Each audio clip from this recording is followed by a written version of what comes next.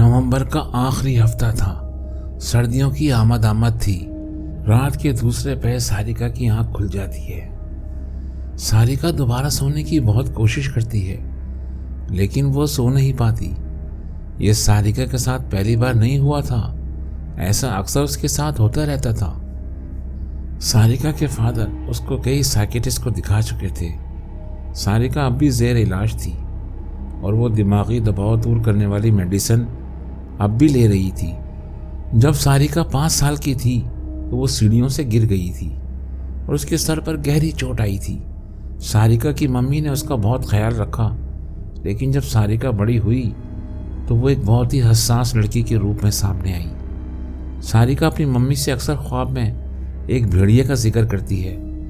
वो अपनी मम्मी को बताती है कि वो बहुत सारे बच्चों के साथ खेल रही होती है, लेकिन अचानक सारे बच्चे गायब हो जाते हैं और वो तन्हा रह जाती है।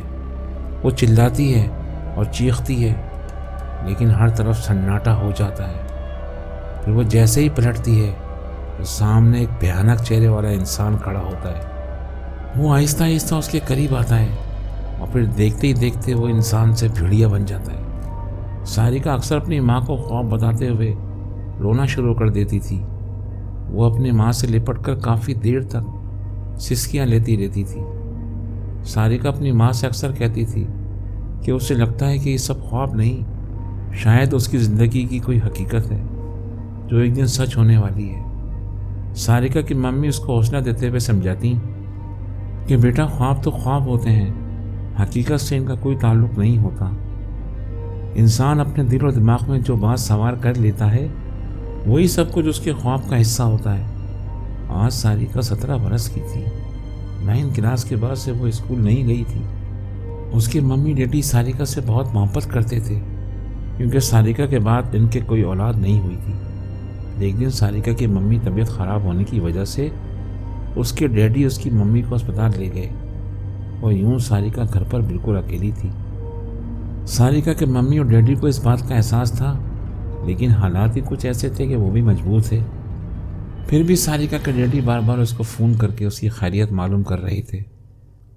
और फिर एक वक्त ऐसा भी आया जब सारिका का फ़ोन बंद जाने लगा तो उसके डैडी सख्त परेशान हुए। दूसरी तरफ सारिका पूरे घर में अकेली थी और कमरे के एक कोने में बैठी रो रही थी। जब भी उसका फ़ोन बार बार बजने लगा तो उसने गुस्से में आकर फ़ोन बंद कर दिया।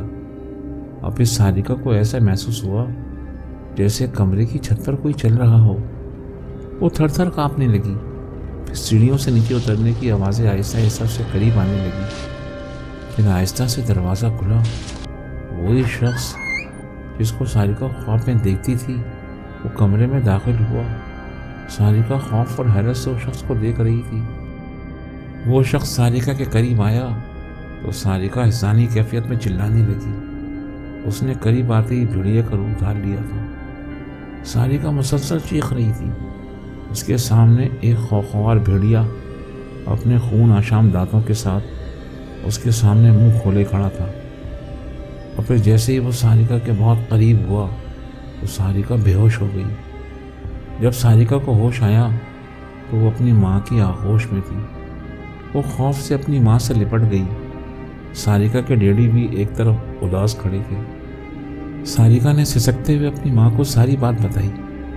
सारिका के डैडी उसकी बात मानने को तैयार नहीं थे, लेकिन आज सारिका की माँ ने खुद किसी जानवर के पंजों के निशान कमरे में देखे थे। वो बहुत परेशान थी। शायद वो महसूस कर रही थी कि उनके घर में कोई आसिबी क़ुव्वत है जो सारिका को ना सिर्फ भेस बदलकर परेशान कर रही है, बल्कि वो सारिका को दिन ब दिन दिमागी मर्ज में मुब्तला कर रही है। और फिर सारिका की मम्मी ने उसी दिन फैसला किया वो सारिका को लेकर साधु महाराज आयोश के पास जाएंगी। साधु आयोश कुछ देर आंखें बंद करके पढ़ते रहे।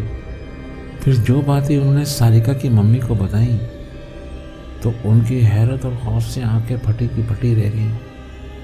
साधु आयोश ने बताया कि सारिका अपने पिछले जन्म में दोहरा जीवन रखने वाले एक व्यक्ति की मोहब्बत थी। उस जन्म में सारिका की मृत्यु की वजह से मोहब्बत की जो कहानी अधूरी रह गई थी, शायद उसको पूरा करने के लिए सारिका का प्रेमी इस जन्म में प्रवेश कर चुका है। इस जन्म का अंत तो अटल है।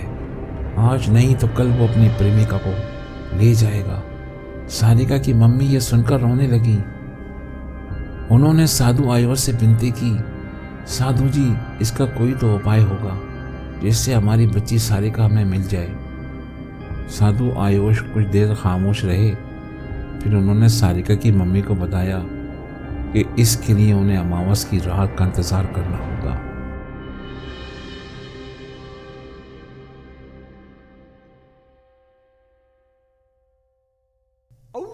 क्या साधु आयुष सारिका को उसके प्रेमी से मुक्ति दिला सकेंगे? अमावस की रात को क्या हुआ?